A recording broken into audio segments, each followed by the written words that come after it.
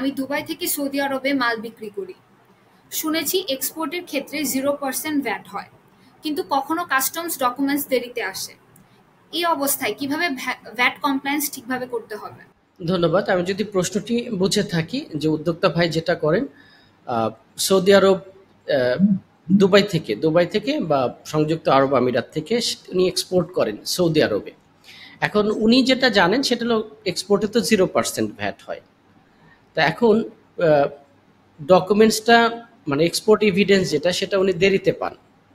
তো এই ক্ষেত্রে আসলে কি করবেন, মানে ওনার করণীয়টা কি? এখন যেটা হচ্ছে যে আপনি সৌদি আরবে যদি করে থাকেন এক্সপোর্ট, এটা জিসিসি কান্ট্রি এর মানে মধ্যে কেএসএ যেটা, তাহলে এক্সপোর্ট রেট হচ্ছে জিরো রেট।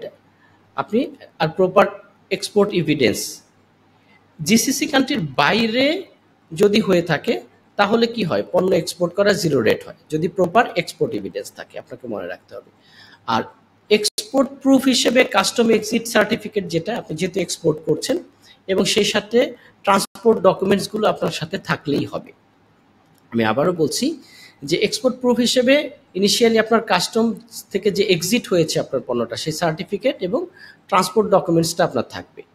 আর যদি এক্ষেত্রে আপনি ডিলে হয়, আপনি যেটা বলছেন যে ডকুমেন্টস দিলে হচ্ছে 90 দিনের মধ্যে এভিডেন্স আপনি যদি না পান, তাহলে এফটিএ কে 5% আপনার সেলসকে স্ট্যান্ডার্ডেড 5% ধরতে পারে এফটিএ।